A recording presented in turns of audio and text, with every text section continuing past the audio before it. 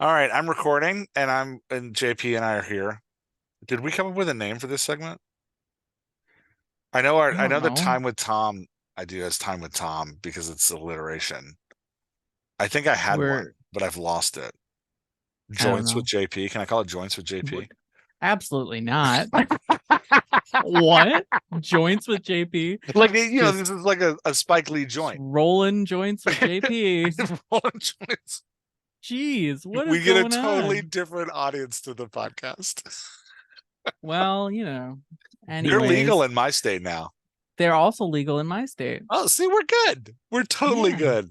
I'm totally calling this joints with JP. Um, and we're making a pivot. Originally, we were talking in these about AI writing, AI assisted writing, but we decided we're not going to do that anymore. Yeah, we're just gonna do whatever. You're looking at me like you don't know what I'm talking about. I'm just here for the fun, man. Just here for the I'm just joints, I I'm guess. just here for the circus. I'm just here to roll with it. Um, yeah. So instead, we're going to be talking about craft books, Yeah. and today we're covering your craft book, Oh, The how Story convenient. Hypothesis. Yeah, it's nice. That's why I didn't make you Wild. read something before you came. I was like, we're What? just going to talk about your craft book. So that'll be our segment. Joints with JP will be about. See, the craft books are the joints. This is perfect. This is perfect. That's happening. Um, Great. So happy for so, this. so excited. So joints with JP are going to be about craft books. Before we get into that, let's talk about what's happening in our writing lives. Oh, okay. You have to go first.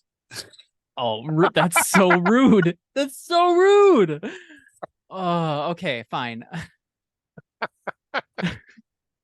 So I guess I have a lot of things on my plate right now, but what I will say is I'm just about done with a short story piece that I am writing for my own anthology for Nice. the local writers. It's Rockford Area Writers Anthology. Nice. So I put this out here for the local writers in my area to try and get a piece, like a book together with all of our Yeah. voices with a theme of revolution, because this has really been kind of a transformative year for the arts in general in this area, and we've been Nice. able to kind of see more writers, and then also the concept of like it kind of needing to be anchored in the Rockford area. So I'm finishing my piece for that. Is The Rockford a submissions big are due. revolution area? Yeah, sure, why not? Okay. It is now. We'll do Sounds whatever we perfect. want with it. Didn't mean it as like an insult. I was just curious if It's there's like whatever we want. histories of No, revolution in Rockford. I mean, it's a blue collar town. Okay.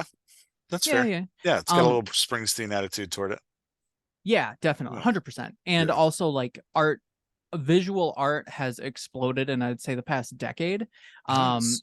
and we're kind of like coming out of that, like spoken word and poetry and stuff. So that's what I'm working on writing wise. And then I'm also doing some like Wait. Can I ask fun. you what your submission is?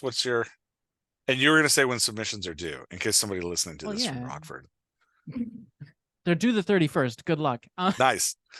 What's your piece on? 31st of August.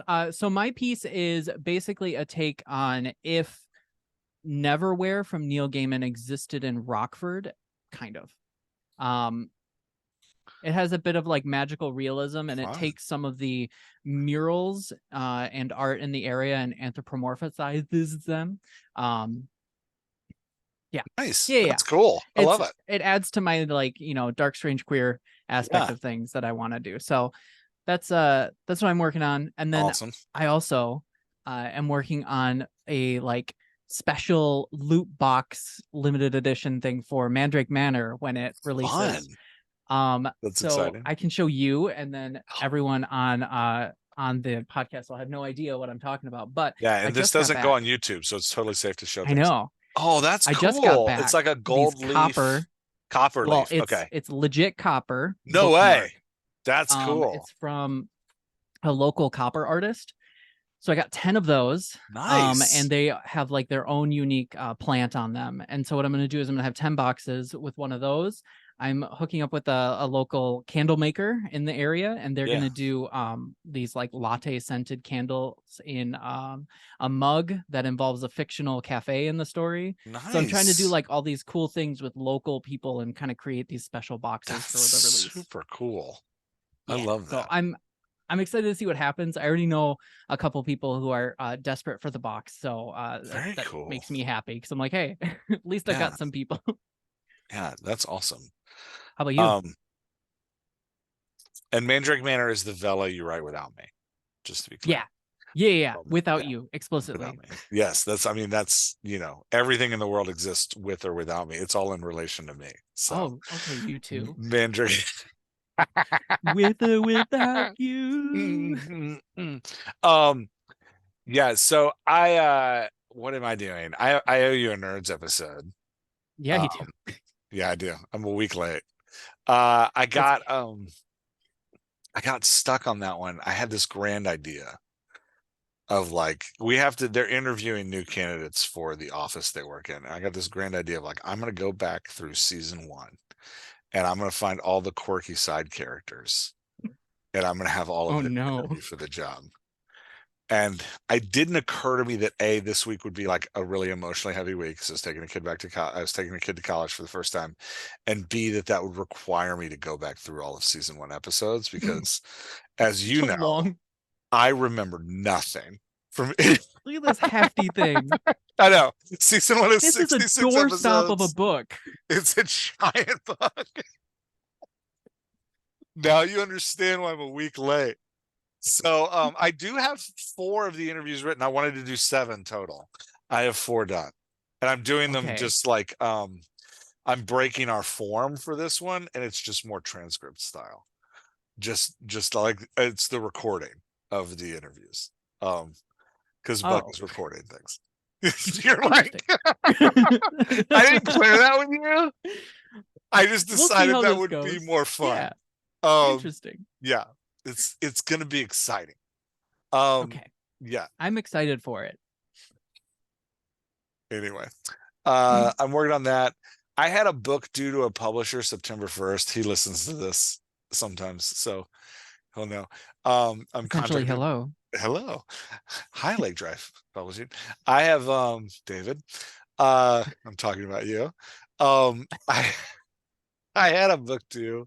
I had contracted to turn in a manuscript to them for a theological memoir on originally it was due August 1st. And I wrote them in May. And I was like, that's got to get pushed back. That's not happening. So we pushed back to September 1st. And then I wrote them in mid August. Well, actually, I wrote them last week. And I was like, hey, I don't know what this book is about anymore. I've written like 60,000 words. They are all garbage. Um, I can hand you garbage.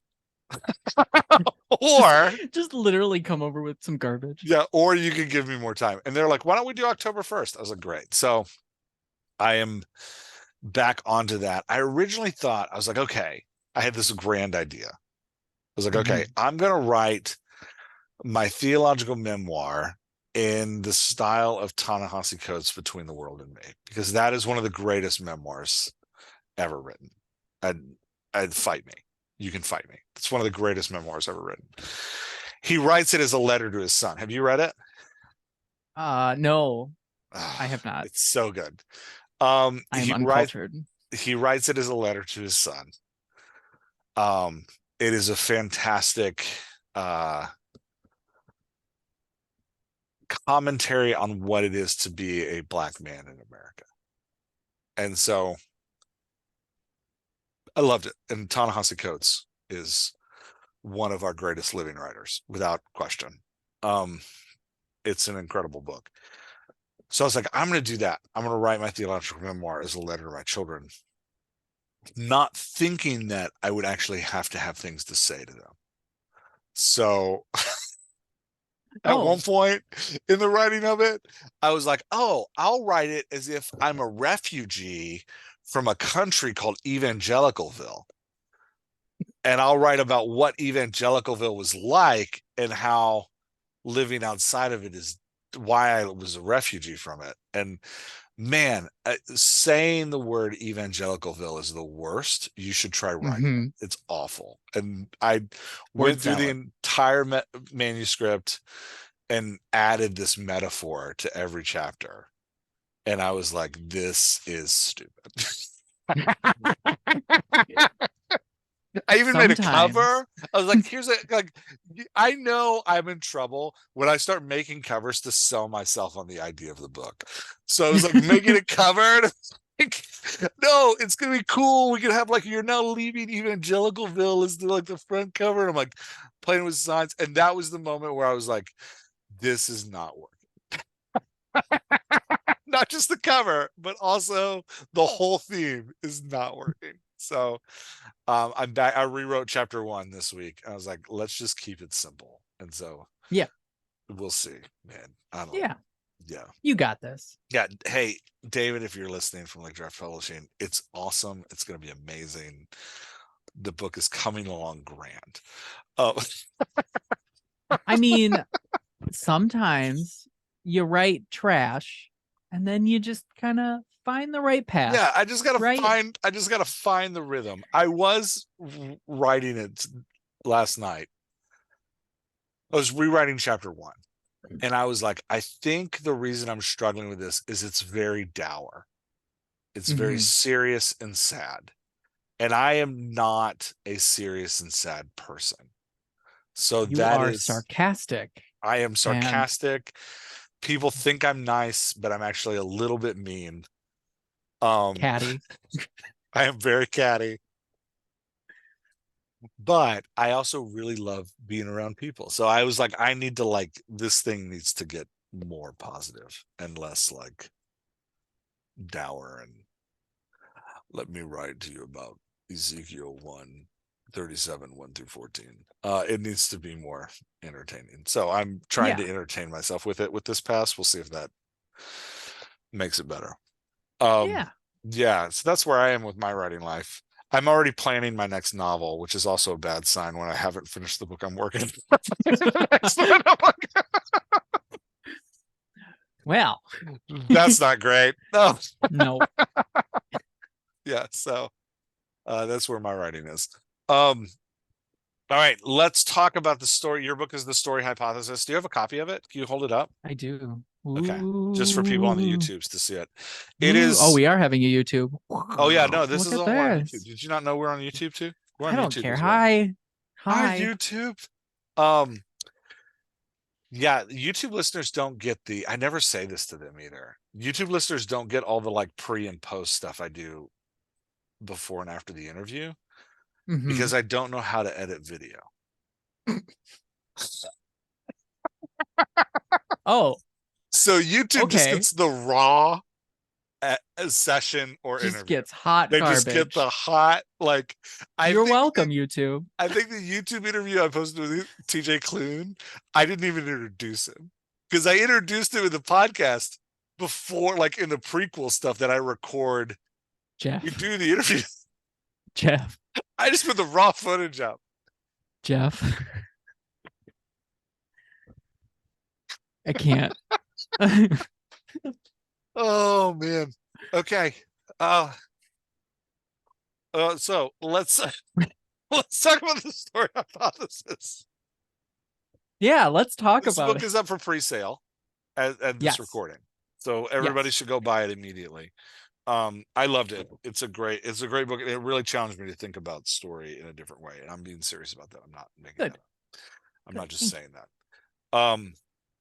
Yeah, and I'm pumped about using it for the novel that I'm plotting in my head right now. So you start the book talking about themes. Talk to me about themes, why themes are Yeah. important, what themes are, Well, why we this hate was my them. frustration. Theme is such an important conversation in high school and in college when we read story, but it's always like this weird miasmic thing that doesn't make sense. It's always like the theme of I'm going to use stuff in my book because it's all the stuff that's always on top of my head. But like the theme of Romeo and Juliet and the movie The Proposal is love. Okay, but like if I wanted a book Yes. about love and you handed me The Fault in Our Stars, I would hurt you. Yeah, Like I would seriously. be like, you just tore my soul out. So Yeah. we always like theme is such a prevalent topic when we learn story, but I just didn't feel like it had sustenance to it. It didn't have Mm. volume to it. So I I started to think like through my little analytical brain that I have, what is a way to use theme that really applies to like the actual story? It creates the strong thread. And that's when the conversations with like Chris Kane in the Right Away podcast, when we did that, like it really started shifting over to the needs, basically needs of characters and trying to find out what kind of core needs could exist there.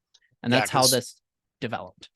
part of what you talk about in the book is that like theme, like you're saying, flows into every aspect of the story. It's like, oh, it's part of the Mm-hmm. plot, it's part of the character. And so I like that connection of like, well, what else flows into every aspect of the story? It's like the character's needs flow into every aspect of the story. Yeah, So if we can imbue the character's needs with the theme, then we're like gonna fulfill that. Yeah. exactly. Yeah, No. exactly. And so I came up with this formula. I give it away on the first page because if you if you just want the theme or they want the formula, here it is. It's a character's need for this core need 1 leads them to fulfill this core need 2 by developing a core need 3. Why did I choose 3? Because I feel like in a novel you have enough space to look at these 3 needs and see something that is kind of like a character's want. It's what they think they need.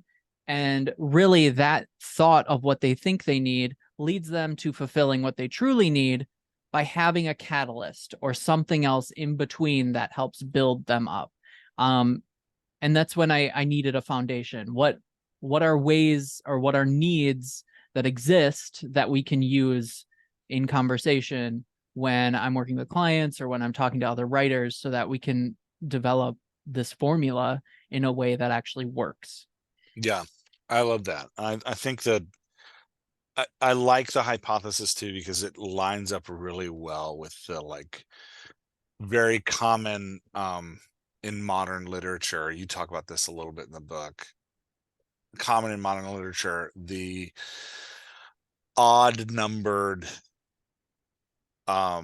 movements of story. Like we Mm-hmm. really like the 3-act hero's Mm-hmm. journey.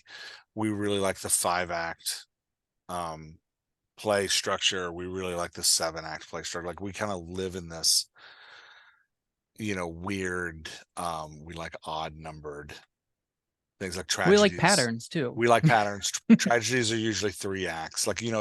it's that weird, like we like the, and this fits really well with that because there's a natural like pursuit of core need 1, failure to obtain, understand as obtaining core need 3, obtaining core need 3 to actually find satisfaction through core need 2, right? Like so there's Yeah. that like yeah, there's that natural Yeah. pattern of odd. By using 3 core needs, you fall naturally into that nice odd pattern of Mm-hmm. structure, but you don't necessarily need to use 3 core needs. No, no. You can I use when 4. when I originally created story hypothesis, it was core need 1 leads to core need 2. Like it was just a Yeah, very clear thing. And realistically, when you take a step back and you like what are these core needs? It's a character's want leads to their need. It's that internal or that external whatever they're claiming they yeah, want external really desire. leads to what they internally desire. Yeah. And that's kind of the thread that this Mhm. formula has. It just has this third catalyst that helps drive that. Yeah, so, like, I just read, Friedrich Buchner's Beartown. Friedrich Bachmann, not Friedrich Buchner is a theologian. Friedrich Bachmann is a fiction writer. Oh, man. I just read Beartown. We're just gonna call it Beartown.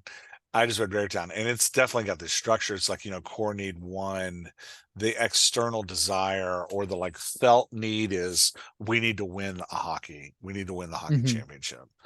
Um, core need two is we need to be honest about who we are, or like the Hmm. like actual what I would say is like the character flaw, the true need, you call it. The Yeah.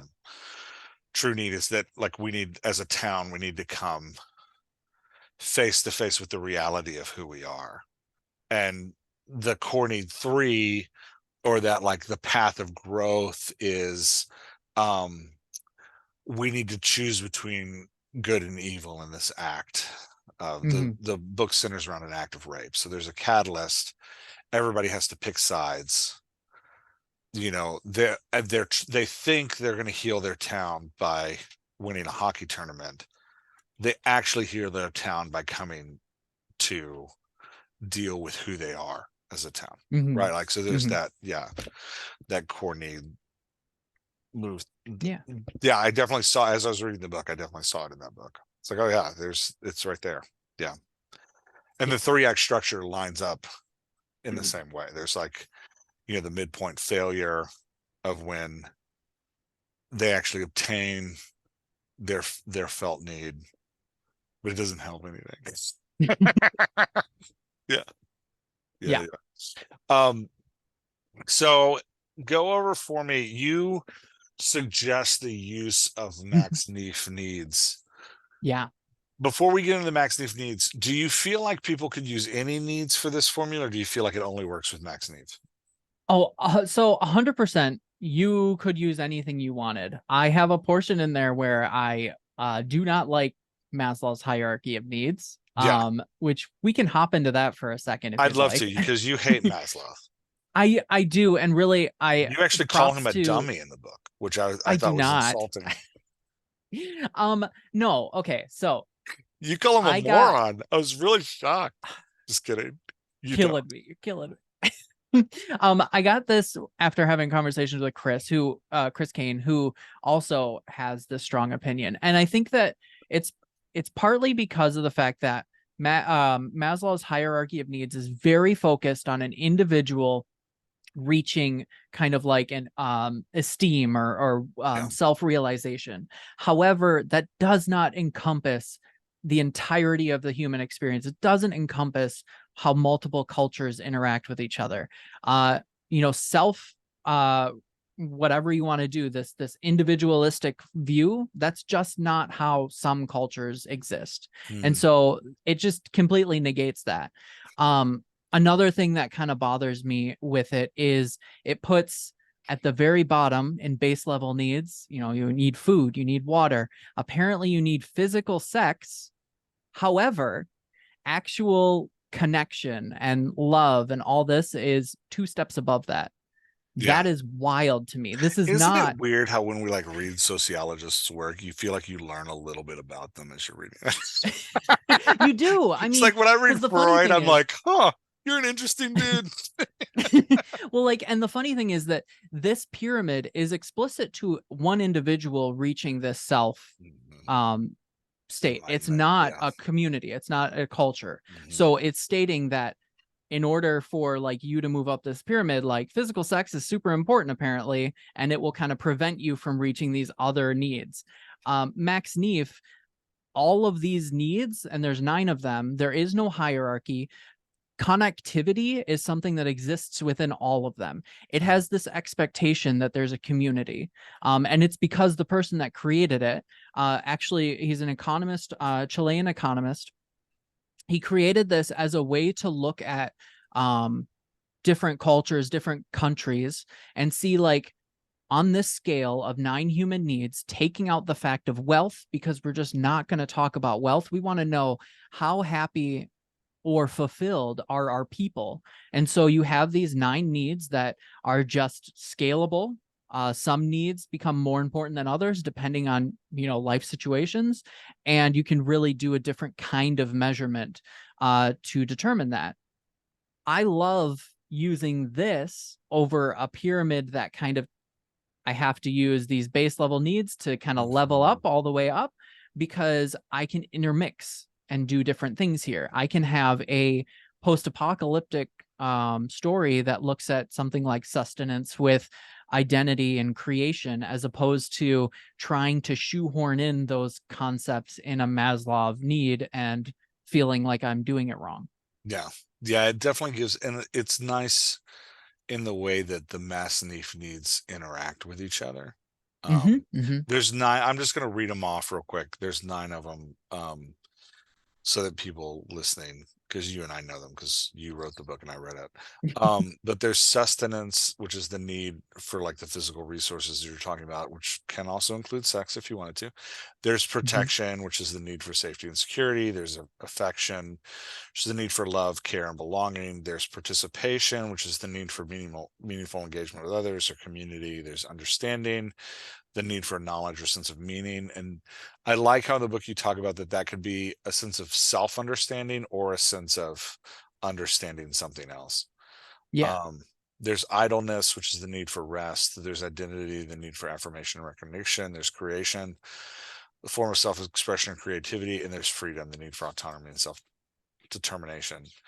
Um, Curious question. So I'm learning, I'm 12 novels in. I'm learning that I have an author voice. You have like Mm-hmm.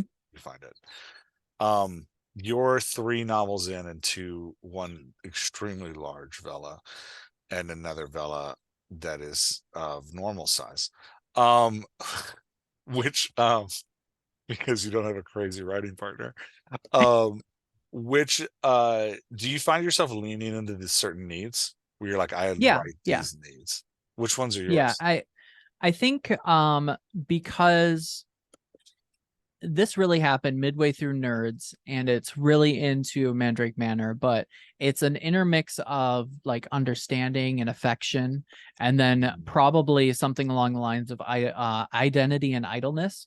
I'm Interesting. focusing on more of the cozy realm, so I'm looking into idleness. Hmm. Now, if you want to ask me about Leah Ackerman series and how like that is none of those. I mean, it's some of those, but it is also like that one is very dark and it takes a different turn. But I think in my own personal stuff, those are my key Nice. ones. Yeah, I bend toward thriller. So I find that my first core need, the like felt need, always tends to be for protection. My characters Mm-hmm. tend to be afraid for their life for some reason. Like in a general sense of thriller, I'll just be nerdy. John Trudy's Anatomy of Genre says a thriller is a normal person without skills thrust into life-threatening danger and having to find their way out of it, as opposed to a action novel where somebody has special skills. So Mm-hmm.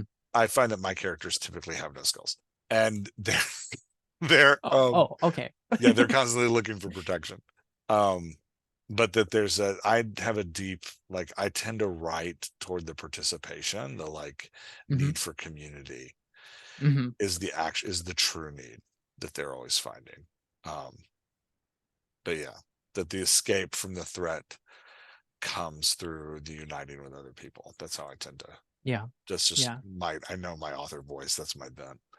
Um, yeah. Anyway, uh, so you use these 9 needs to fill in the 3, and they talk a little bit about how they interact with each other. Like when we talk about needs interacting, what does that mean on the writing of a character level for you? Um, I'm not 100% what you're asking, but I do have an idea. Okay. Uh, I was thinking about Nerds and how Nerds fits into this because I don't know if I explicitly made a hypothesis for it, but Nerds told through the perspective of Ethan, our main character. Uh, I think, and your opinion can be different than mine, Interesting. but Okay. I think that the original core need for Ethan, what he wants is to understand. Uh, he's kind of pressured into reading this manual. He doesn't, but he wants to understand what this new place is, and he kind of pushes against that understanding. Mhm. Um, as the story develops, there's a piece of him that he starts to discover. he starts to realize, and spoilers, whatever, he realizes he has some type of psychic ability, and he's starting to really focus on this identity. We almost use the psychicness as a catalyst in one sense or another, which I think identity functions as that developing need, that core need 3. But at the end of the day, when Ethan reads the manual, he's not 100% fulfilled. You know, he did what he wanted to do. He wanted to understand what nerds is. But I don't feel like he really met that understanding. I feel like the true need of nerds, and I think this is reflected through all the characters, is affection in terms of connectivity through love, Yeah, totally. connectivity through each other. We really, I feel like, took off when that true need started to take over, and when we created those connections between not only Ethan and Bryce, the love relationship, but Buck himself. He's a hard ass, but he cares so much about everyone in that office. Alexis claims to hate everyone, but you harm anyone in that office and she will pull that Yeah. machete. Yeah. So I think that those would be our formula for that story. Yeah, and I think it's interesting, like, because as you get into these longer stories, I totally agree. I would say that our hypothesis, unintentional hypothesis, I was laughing as you were describing it because you have a chaos agent who's constantly changing your plot. But I would Yeah, say well, your it develops the, over time. the unintentional hypothesis, that's me, I'm the chaos agent, would be that yeah, Ethan looking for understanding, like Ethan's need for understanding leads them to find the need for affection by developing identity. Mm-hmm. I think what's interesting though is I think, as that the theme for the last two core needs for Buck, I think are the same. Even though he's not a POV character, he's a strong vehicle character. He's in a massive amount of scenes. So Yeah. for him, I think the core need 1 is actually a need for freedom, Yep. specifically around like That's what I was looking self-determination at. and autonomy. He's like, Yep. I just need things to work out so I can stop. And then also by developing that identity, his own identity with this group of people, he finds affection for them. And that's where Yeah. he's actually satisfied, is in like accepting that mentor role. Because when we first started writing him, he was very much like, just leave me alone. You do your job, I'll do my job. You leave me alone and everything's fine. And then as Yep. they build their identities together, he starts to take on that identity of like, I'm the mentor here. I understand that my place is to be the elder statesman, and that leads to that affection. So it's I think it's interesting. I think there's a lot of complexity that can come in the interacting of needs when you have multiple character vehicles, even if you're only doing a Yeah. single POV. um you have multiple vehicles that people are relating to, like you said with Alexis. I think she mirrors Buck's journey more than Ethan's. Mm-hmm. I don't think she's showing up for understanding. She's showing up No. Yeah. really for freedom, to like be left alone, to be able to do her job, to be able to like, yeah. Whereas our fourth really main character in River, who surprisingly ends up being the hero of the story. I don't know if if you connected those dots, but Maybe. as we're writing season 2, it was really fun because in season 2 we're head hopping. Yeah. It was really funny to me to jump into River's head, because I'm like, River is the like secret hero of the story. He Yep. actually solves the crime in the end. Yeah. He's the one that's like actually putting the pieces together at the end. But I would say I for him, he's searching for rest. He's searching for idleness. And Yeah. but again, finds identity, like develops identity and connects with affection. But Yeah. the felt need that he's looking for is to be left alone, and to Yeah. like I just almost allow himself feel to like smoke. Yeah. I almost feel like either idleness or affection bridges really closely to sustenance in terms of, because we reflect that through his he's constantly smoking pot. Yeah, it's But constantly smoking like pot. sustenance in terms of emotional sustenance, it's a little bit That's of a true. different kind of consumption or a different kind of need as opposed to just straight up affection. It's more of this like consumptive need. Yeah, so it's interesting when we go back to theme. I'm glad we're not to just nerd out on nerds because you and I are here, but also to be like, hey, Yeah, makes you sense. know, for anybody listening to be like, this is an example of how these things work into theme. Community is a really strong theme in the book. Mm-hmm. And you can Mm-hmm. feel like the building of community. What does it mean to be in relationship with each other? How do different relationships change and interact? And how do we find how do we understand who we are in relationship to other people? Like that's kind of the theme of the story, even in, you know, even though like this theme, the story surrounds ghosts and life and death and the afterlife, even in all of that, like even in all the characters that die, we just, because we were looking for these core needs in the book, the characters that the ghosts that die and move on, they're almost always healed by a reconnection with their community.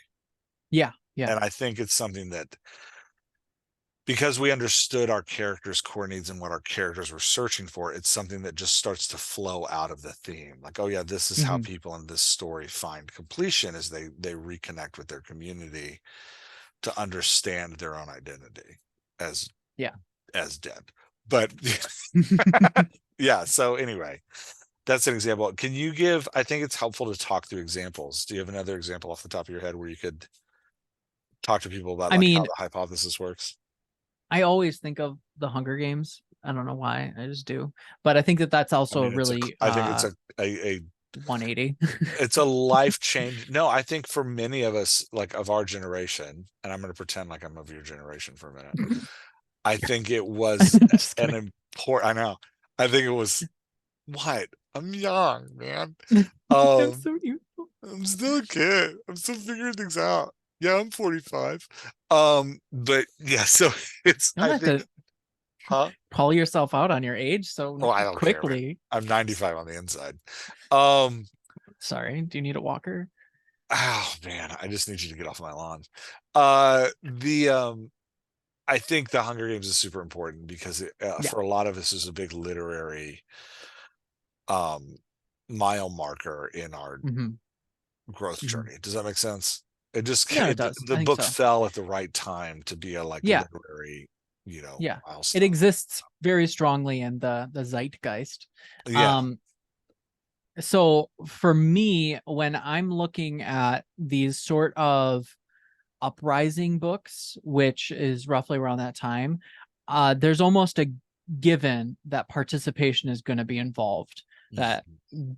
I don't know where it might be in the three needs, but participation in terms of rising up as a community, fighting against an oppressor, really becoming more than just oneself, but participating in a community to stand up against someone. Mhm. That need is like a given. Same with like, just as a quick derail, affection is almost a given in romance. That is going to be a core need. I mean, it's just going to exist. More than likely, that's going to be the true need. However, that's not always the case. So there are those like sort of given depending on genres. Like understanding almost always going to end up in like a YA academy, especially academy, because Yeah. learning, obviously you're going to have understanding.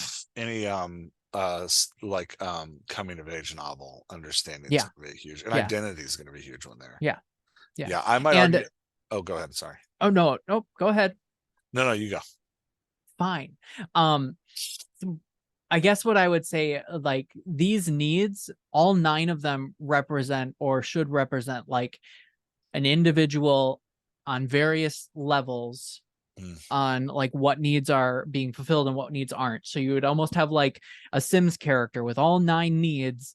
But when we look at story, story is almost intended to fulfill the needs of the reader. And so honing in on three and really like as a writer, looking at like, how can I really hit home on these three needs as opposed to all 9 Mm, helps resonate, because when you can really hit on some of those needs, especially that resounding true need, that's when you get that sense of fulfillment, because you're like, oh, I have just like given you all of the affection need that I possibly could give you, or I've ripped it away from you. mm. And in that sense too, that kind of leads that resonation.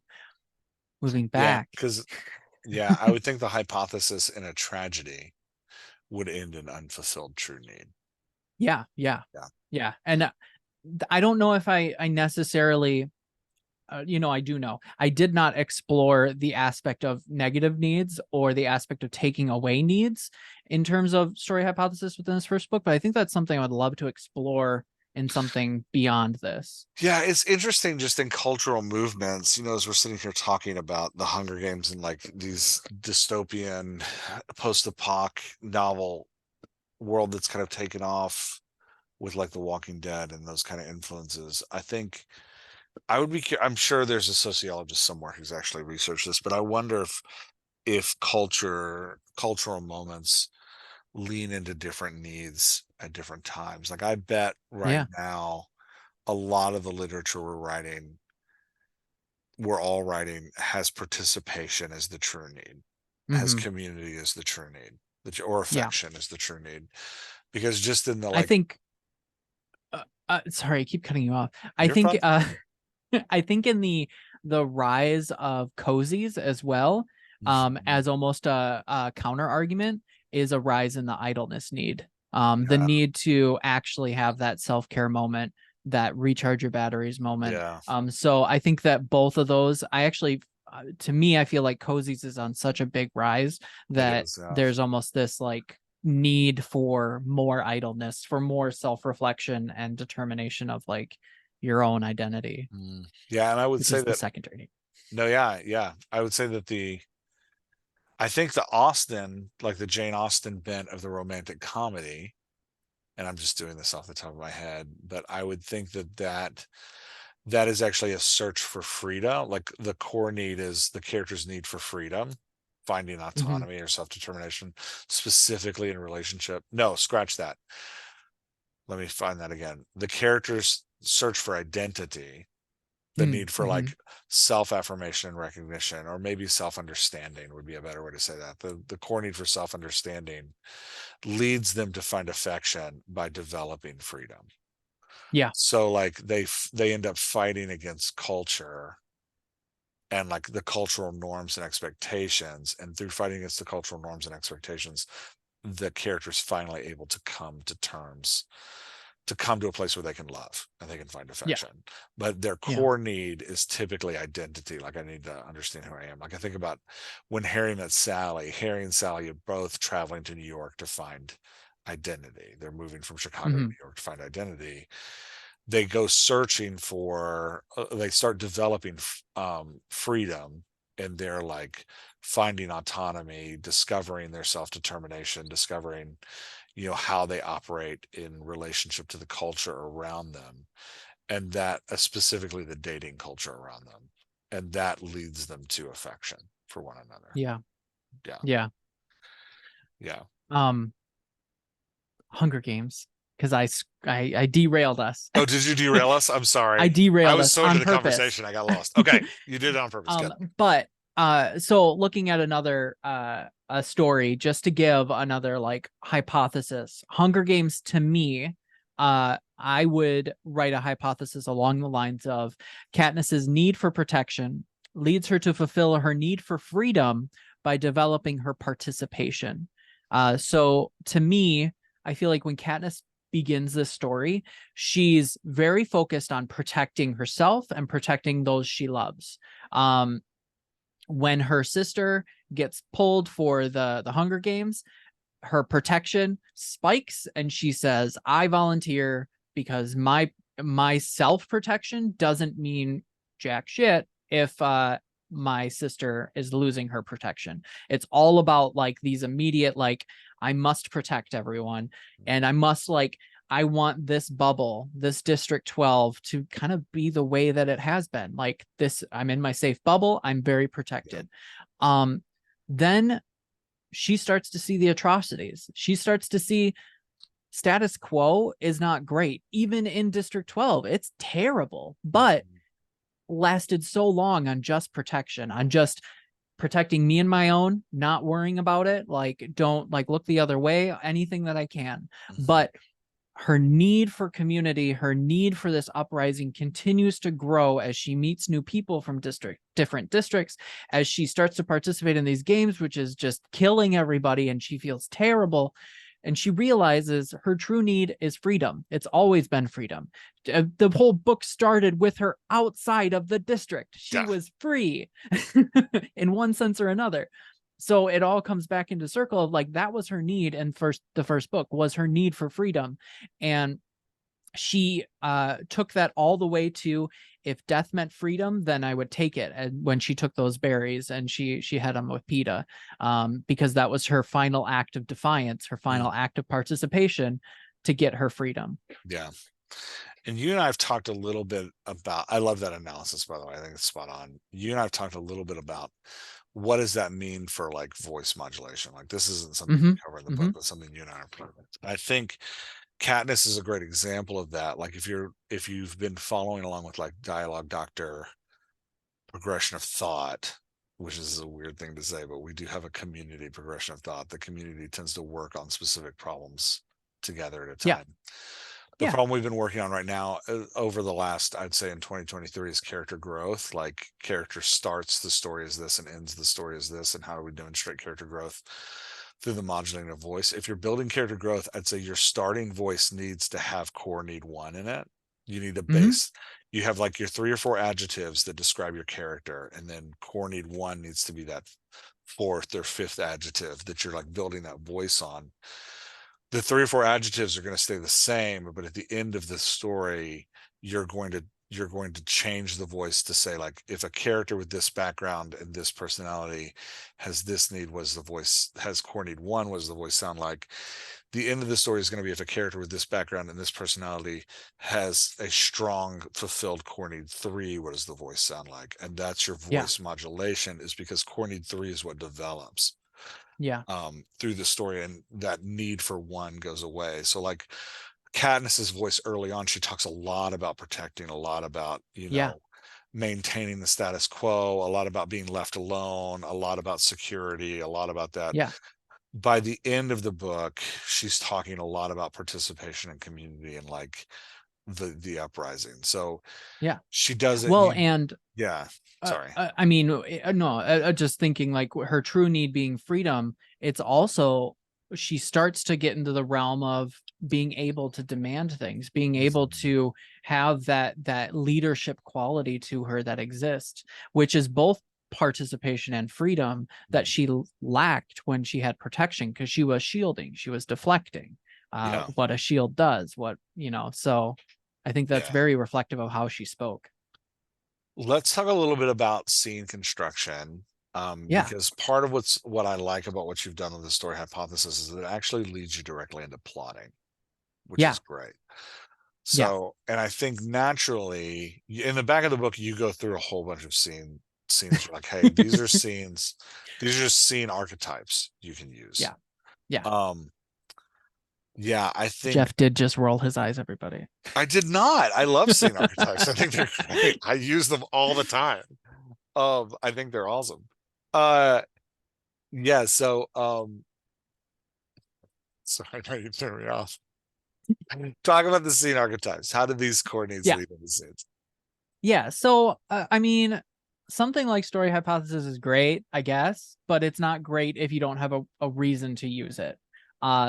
So I needed a reason to use it, and to me, that's really how core need 3 exists, is because your core need 3 is a catalyst, and catalysts ebb and flow and change from 1 into 2, your core need 1 into core need 2.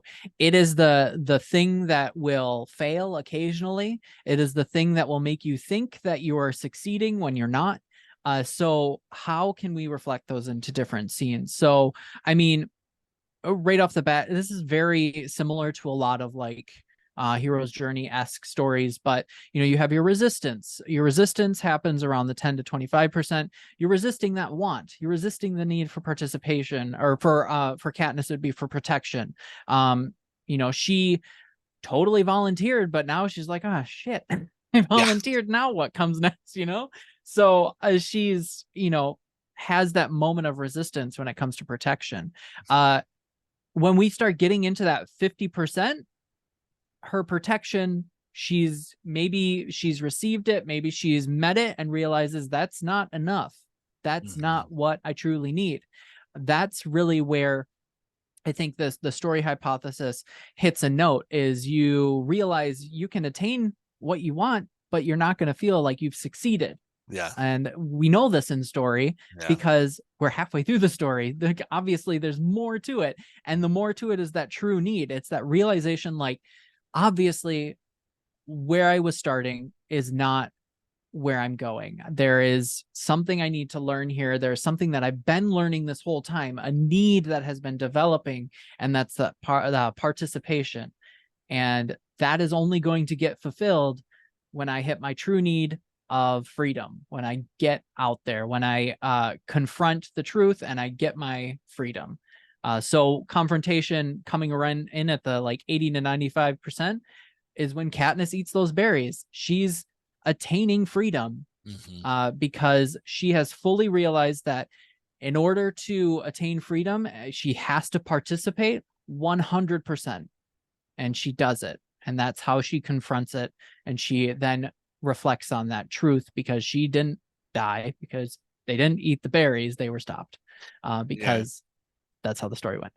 Yeah, and I like that the way you lay out scenes, a lot of it is conversation around one or two of the needs. It's like, is Yeah. this need met, fulfilled, unfulfilled, resisted, or accepted? And like, Yeah. when you've got three needs and you've got that kind of leeway, there really is kind of unlimited numbers of scenes. Mm-hmm. Um, I think it builds really nice too with what we've been talking about in the Dialogue Doctor community around casting, where we're talking about like, hey, cast members, you have your vehicle characters who are on a journey, and then cast members are engines or anchors. They're either an engine encourages the best behavior out of another character, the anchor encourages that character to be the worst version of themselves. This need structure goes really nicely with that too, because the anchors are going to encourage the the vehicle to lean into core need one, to Yeah. pursue the wrong need, to chase. So Yep. like, you think about Hunger Games, I don't remember their names, but they're the like combatants from, the District 1. Districts 1 and 2. Yeah, Yeah. Districts 1 and 2. They really drive Katniss to climb a tree and hide. Right? Yeah. Like, under her Yeah. like protection, I just need to hide. I just need to escape. I just need to, whenever they're around, she's climbing trees and hiding, but she only truly defeats them when she connects to her engine, PETA, who is that like community focused from the very beginning, community focused character who's Yep. gonna Yep. encourage her to be like, hey, together is how we move through Yeah. this, right? Like, so there's Yeah. that.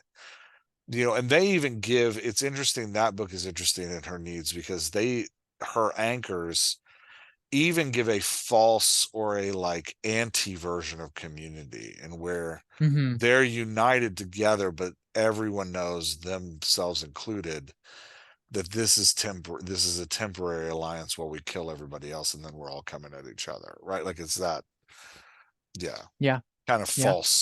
false community presented as a temptation to Katniss, of like, this is a way this could go as well. Yeah. And I mean, yes, until they actually confront and they say, you know what? You out there have told us that this is how the way works. Yeah. But in order for us to truly be free, Yeah. She we're embraces going the to fight true against need. that. Yeah. Yeah. Yeah. And I Yeah. think there's that. So I think, all that to say, again, like, if you've been tracking with the Dialogue Doctor kind of progression of thought, the VIA stuff, the vehicle engine anchors and hazards, actually works really well alongside this understanding of how the three core needs work together.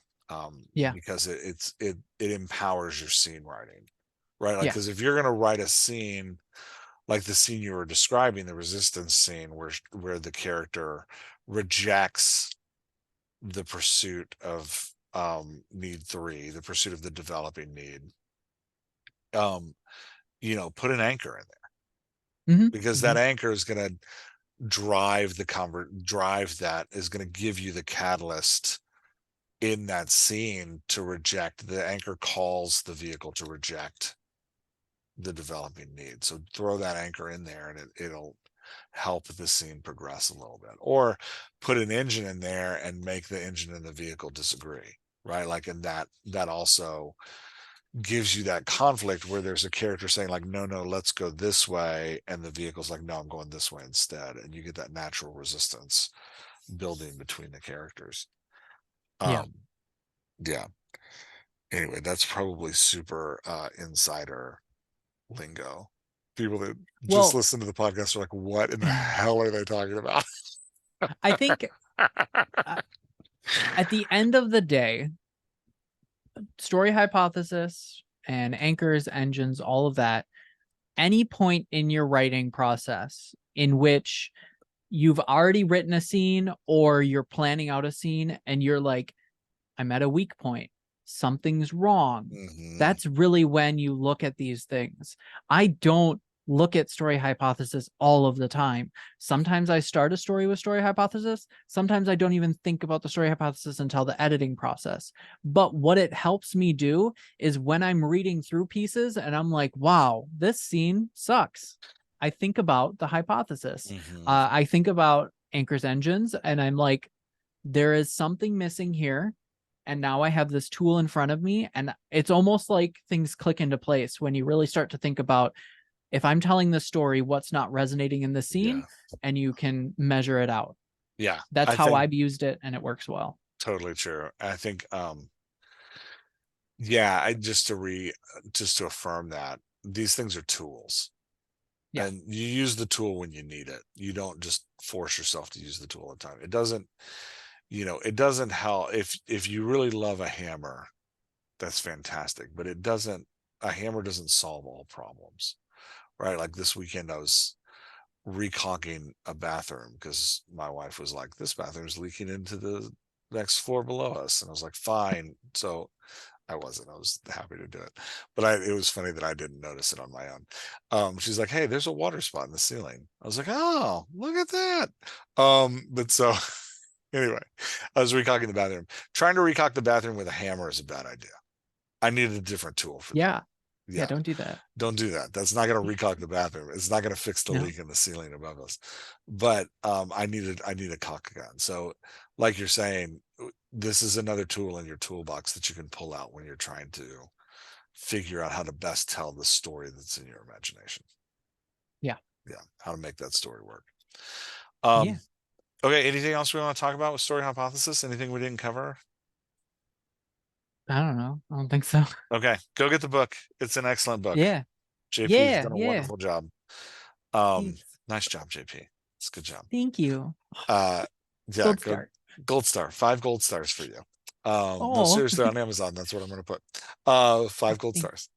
stars. Yeah, so go grab the book, and yeah, and I guess that's all I have to say. It's a great book. Good job. Get the book. Thanks.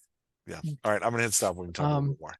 Books2read.com/story hypothesis. Thanks. Bye. Oh, there you go. Yeah, yeah. Where can they find it? Sorry, I just assume everybody goes to Amazon now. It is available everywhere. I'm not doing KU exclusive for this. Books2read.com/story hypothesis should help. Also, I do have storyhypothesis.com because I bought it early. Way to go. So that'll also have info. But yes, there you go. Nice. Perfect.